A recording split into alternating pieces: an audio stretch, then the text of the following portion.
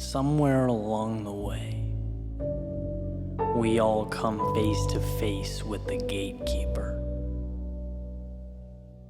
Watcher of the road ahead, protector of the path before us, he is your defining moment. The reason you either go home or push forward. He's where your story ends or begins. And see, I've met him before many times, this gatekeeper, guardian of all that's worth possessing, acquiring, and conquering. I've witnessed the pain he inflicts, the doubt he manufactures, the obstacles he creates. And what's interesting about the things in life worth having is that they're never easy to obtain. The universe has this way of making sure you really want those things you say you want. Because a lot of people talk, and they wish, and they project. But what they fail to see is that it's not until the wheels hit the road that the truth materializes. There is a cost for everything. You don't get day without night, or courage without fear, or bliss without pain. The road to every kingdom travels through hostile territory, and the harder you pull that arrow back, the more power it contains as it leaps forward. Resistance in life, it's not a detriment, it is a simple triage process in which only those willing to endure the cost of excellence are able to access its bounties. You can have all the world if you give all of yourself. The question is, when the gatekeeper approaches and it's decision time, what's your move? We are a product of the pain we endure, the sacrifices we make, the struggles we overcome. Let's not complicate that which is simple. It's not the universe, but your mind that needs convincing. Because once that floodgate opens, water is walkable, walls are climbable. Once you empower yourself, the status quo is left powerless, with no option but to watch you bend life to your will. It's not during the easy times, but the midst of your journey, the heart of your race, when you most want to pack your bags and call it a day, that gatekeeper stands before you, hand extended, whispering that you want it, but maybe not that bad. And it's in that exact moment that you dig deep, look him in the eyes, and show that there was never a doubt, only belief. And no matter what awaits, you'll endure, you'll break through. Because gatekeeper or not, that's who you are.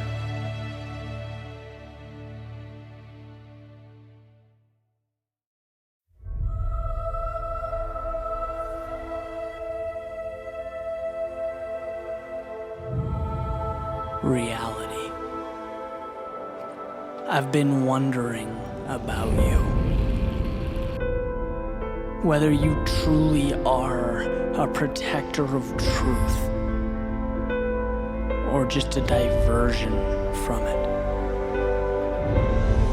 You've always been the first one to define, to limit, to paint the world in black and white. But reality, there's so much color. You in the impossible. You aren't so different, are you? You simply precede it. You're not an endpoint, you're a beginning. And I'm not here to obey your laws or follow your guidelines, but to break you down and build you back up. You work for me now. The old rules, they're no more. You can call it make-believe if you have to, impossible if you must, but reality, I have a story to write.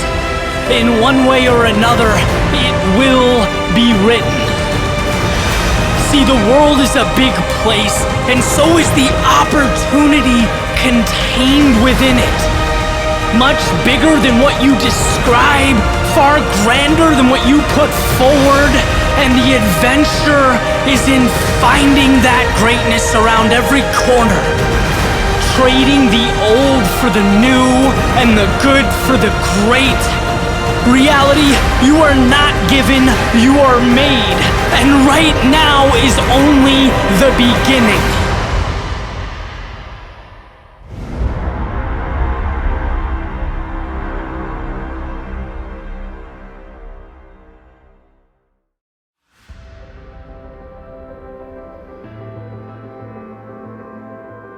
There is always a way out.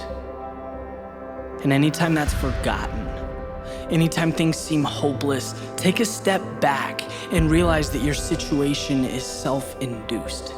Your outlook is working against you. There is, with 100% certainty, a solution that exists for your problem. You need to know that, because obviously there are going to be times when things feel impossible, when your talent, your progress, and your potential are camouflaged.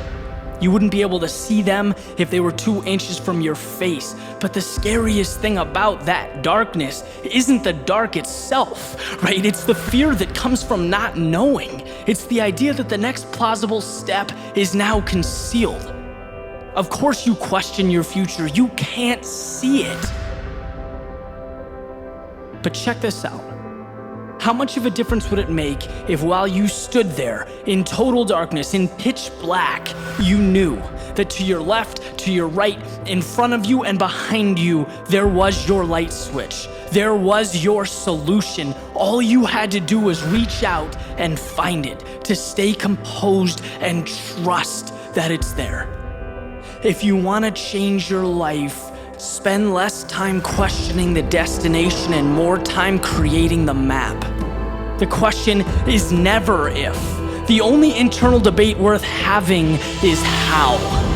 Doubt is what kills progress. It diminishes dreams, not the process, not failure. You will experience setbacks. You will question whether the pursuit is worth it, and that's amazing. Because every single human in history that wanted more than what they currently had dealt with that. Now you're at your fork in the road, and you can panic, you can turn around, or you can reach out 3 feet and recreate your momentum. And I guarantee you that to get where you're going, you will face that dilemma over and over again. Your future comes down to whether you choose to see past the illusion of darkness.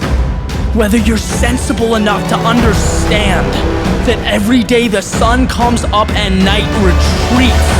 Not only are you stronger than the unknown, you decide its fate. Look, you don't need to have all the answers.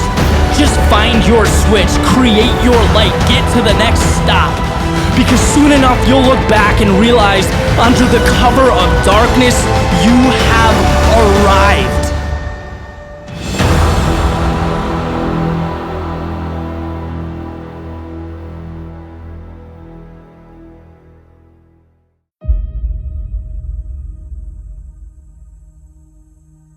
Show them who you are.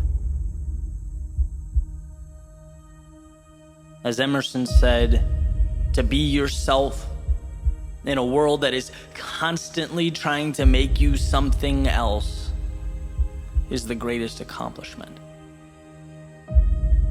It is nothing short of courage. To walk into that dark cave that is your potential. To become a pioneer of uncharted worlds in search of who you might become. It is courage to leave what will be accepted for an idea that will certainly be misunderstood. At least initially. It means you're playing by new rules using new metrics. Not the rubric that's already been handed out. No, anything but that. And that is the fundamental difference between those who create and those who react. Those who fight to discover who they are, and those who hide behind the mask of acceptance. It's courage. See, anyone can criticize. Anyone can condemn or tear down. But who's willing to run the gauntlet? Who's willing to subject themselves to that hell? Who wants something better so bad that they'd trade comfort and the reassurance of now for a life to ultimately be proud of? To be excited when the sun comes through the window and they jump out of bed in the morning. There are most definitely complexities in life, and we do our best to understand them, to navigate through them. But that question, that particular question in my mind will always be simple. Do you have the courage to show them who you are? To make that decision. Not reflect back their wishes and their reality like a mirror, but create your own. Harness it.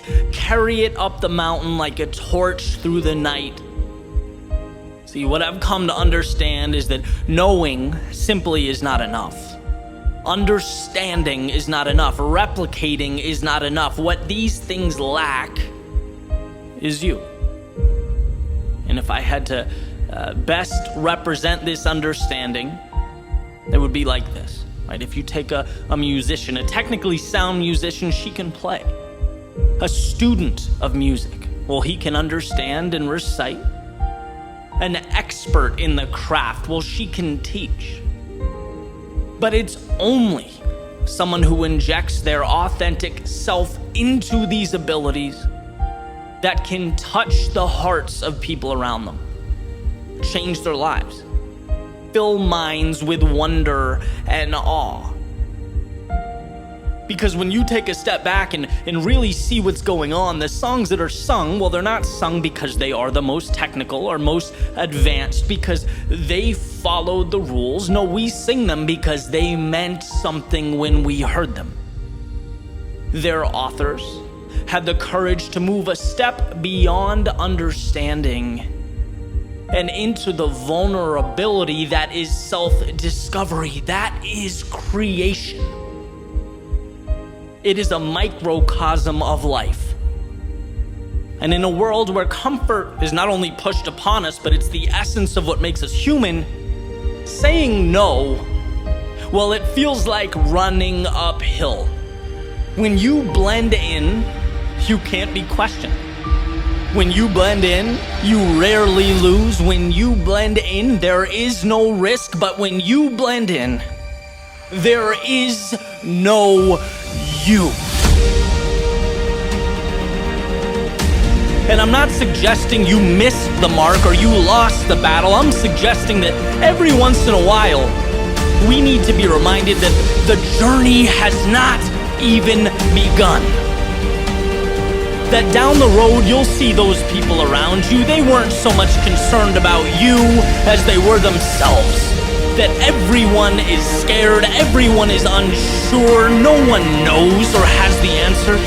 But man, to see that, to feel that and move forward anyway, to know that you're worthy of a tomorrow greater than today, that is a courage rarely understood.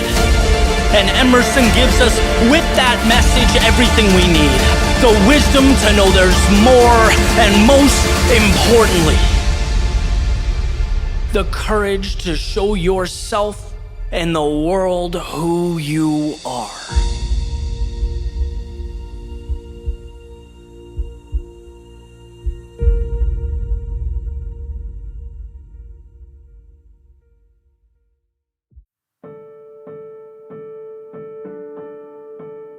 lot can change with the words, "It's okay."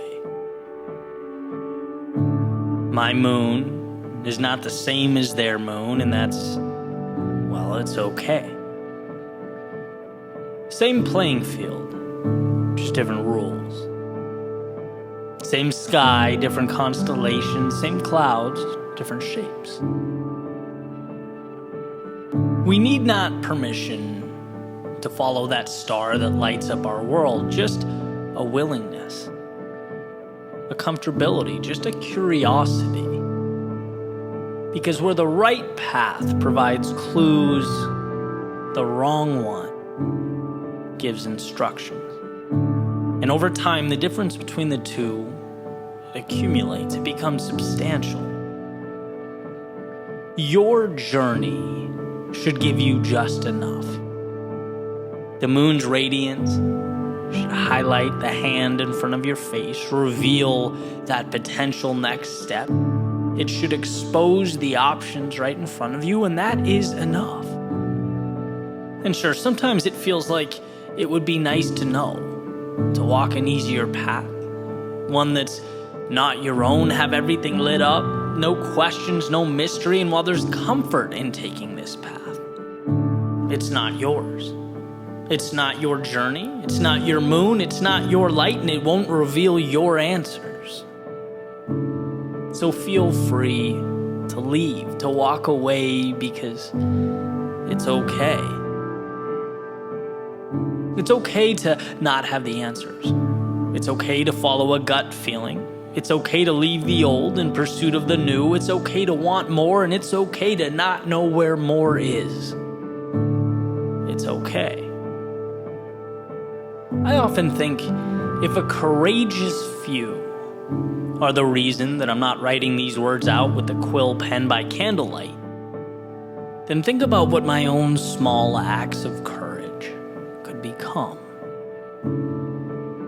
Why not believe, start, try, put myself out there?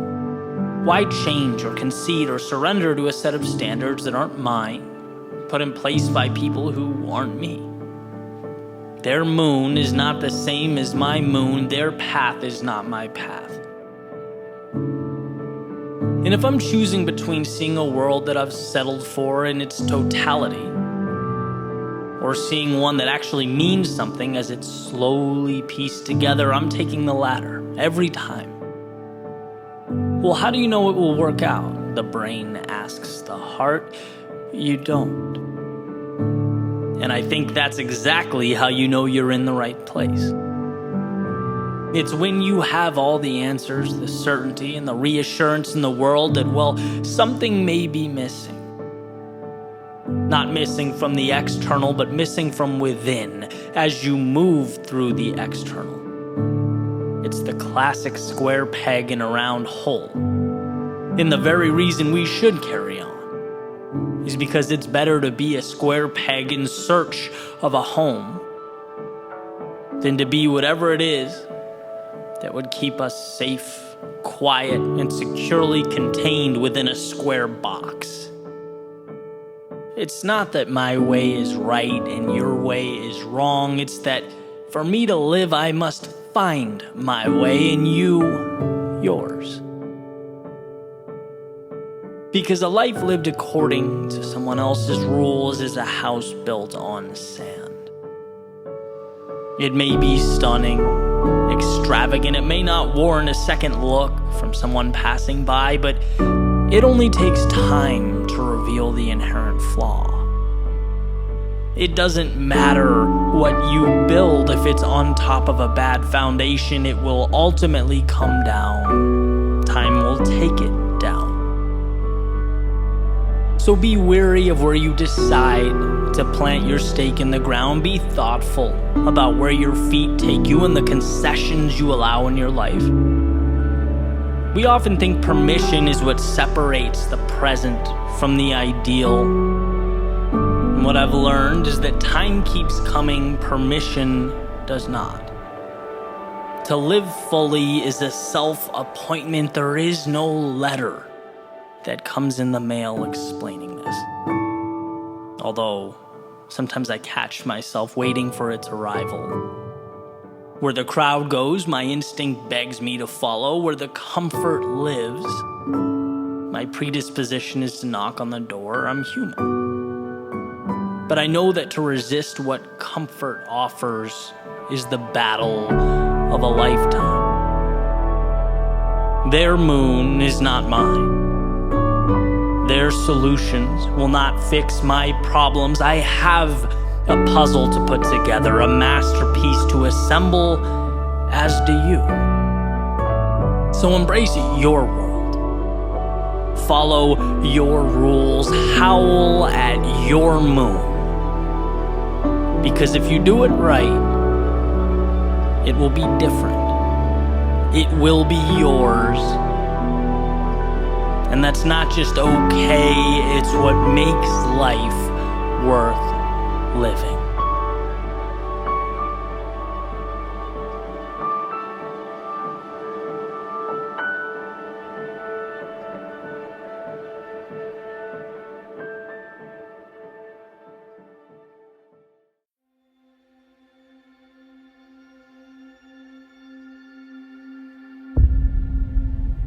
Do you believe? Do you believe that this world is yours? That space and that time are trustworthy passengers on your journey? Do you believe in the unseen? That what we know and what we don't, what's possible and impossible, they're not so different. They just need to be connected. Do you believe that one person can be the difference? That courage is a choice, and that if you have something to say, not saying it is a tragedy? Do you believe in your resilience? That when your back is against the wall, that when all seems lost, when everything is in doubt, we are presented an opportunity to evolve into something more? Do you believe that there is a way? That when the road ends, there is another path? That when you can't go around, you can go through? And when you can't go through, you can go over? Do you believe that the darkness before you is merely the absence of light? A light waiting to be created, brought to life? That nothing is meant to be, any void can be filled, and you are in fact the architect of that light.